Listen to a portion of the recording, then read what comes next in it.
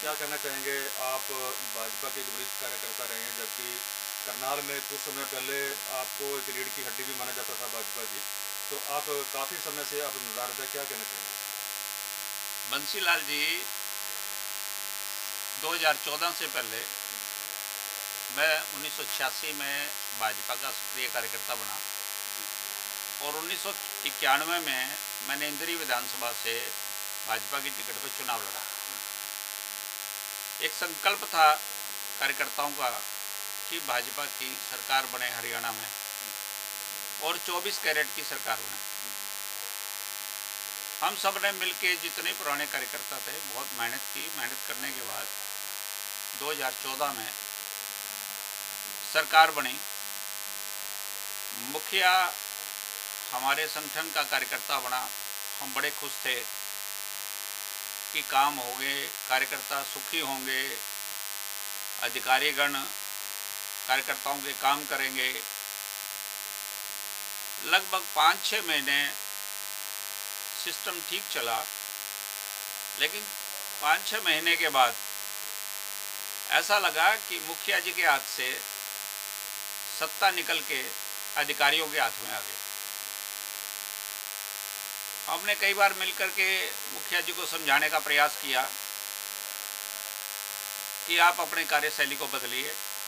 कार्यकर्ता रुष्ट हैं, संतुष्ट नहीं है, अधिकारीगण उनका अपमान करते हैं।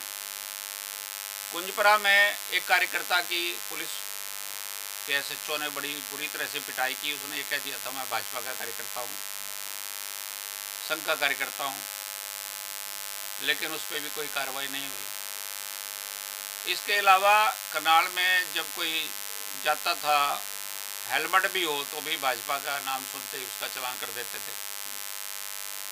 हेलमेट में नहीं, किसी चीज़ में भी उसको जा देते थे। जब ये सारा सिस्टम देखा कि करनाल से हमारे सीएम होते हुए भी और करनाल के कार्यकर्ताओं की हालत बहुत ख़राब है, जिला करनाल के कार्यकर्ताओं की कोई सुनवाई नहीं हो रही, तो फिर हमने निर्णय लिया कि जब कोई सुनवाई ही नहीं करता तो फिर ऐसे संगठन, ऐसे सरकार के कार्यक्रमों में जाने का क्या फ़ायदा।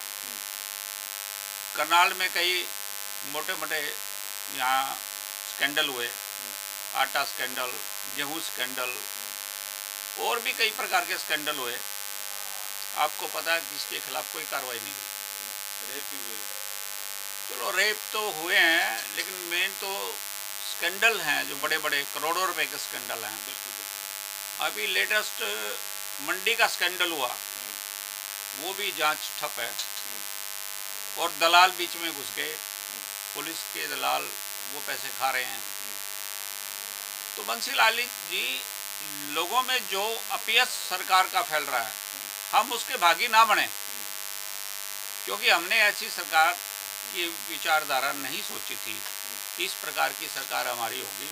हमने कहा था बड़ी साफ सुथरी स्वच्छ सरकार होगी, लेकिन आज जो भ्रष्ट अधिकारी हैं, बड़े बड़े भ्रष्ट अधिकारी हैं, उनको सरकार की तरफ से सम्मान दिया जा रहा है। इससे बड़ा नैतिक पतन क्या होगा, हो ही नहीं सकता।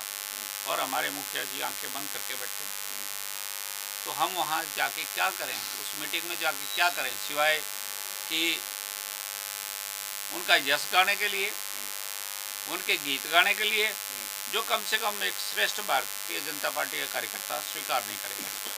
इसलिए हम आराम से अपनी वकालत में लगे।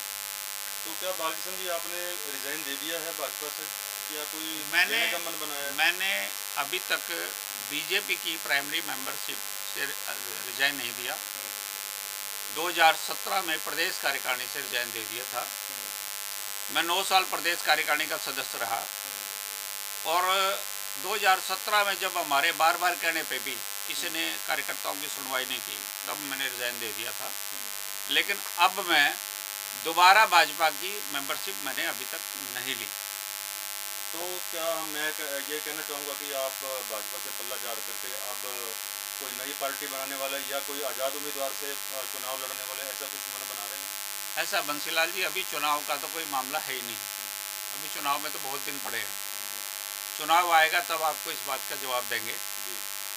रहा पल्ला झाड़ने की बात, पल्ले का भी सिस्टम जो है, जब हम जाना नहीं बंद कर दिया तो पल्ला कह लो कुछ कह लो, पल्ला कह लो कुछ कह लो, तो आप जो समझो समझ लो। जी। तो बाकी जो कार्यकर्ता हैं, जिस तरह से कार्यकर्ताओं की अनदेखी हो रही है, और आपको बता देंगे कि रिसेंट में डीटीपी करनाल ने एक भाजपाई कार्यकर्ता का शोरूम उखाड़ दिया, जबकि उसको तोड़ने का ये भी जनता में एक मुद्दा यह गया है, मैसेज ये गया है कि जब औरों के तोड़ रहे हैं तो भाजपा के कार्यकर्ता अगर गलत काम करेंगे तो सरकार उनके लिए भी वैसे ही कानून लागू होगा जैसे आम जनता के साथ है। लेकिन एक और इसके ऊपर प्रश्न चिन्ह लगा हुआ है कि जिस तरह से डीटीपी ने बाकी कॉलोनियों को तोड़ा है, कुछ चाहने वाले ऐसे रसूखदार आदमी हैं वो छोड़ दिए, बाकी को तोड़ दिए गए हैं, तो इस पर आप क्या कहेंगे? बंसीलाल जी, मैं इस सारी कार्य प्रणाली के खिलाफ हूँ। अगर किसी आदमी ने, गरीब आदमी ने 100 गज का मकान, 200 गज का मकान बना लिया, तो पहले तो मैं पूछना चाहता हूँ कि तहसीलदार ने वो रजिस्ट्री क्यों की? बिल्कुल। पहला प्रश्न तो ये उठता है। बिल्कुल। दूसरा कि जब उसने मकान बना लिया अपनी मेहनत की कमाई से, तो उसको रेगुलराइज करने में क्या दिक्कत है सरकार को? मैं इसके पीछे एक बहुत बड़ा स्कैंडल उजागर करना चाहता हूँ आपके माध्यम से, कि यहाँ बड़ी बड़ी फ्लैट्स बनाने वाली कंपनी आई हुई हैं। सरकार पर उन कंपनियों का दबाव है बहुत भयंकर कि हमारे फ्लैट नहीं बिक रहे, और उसके कारण इन मकानों को तोड़ो और इनको मजबूर करो कि हमारे फ्लैट खरीदे।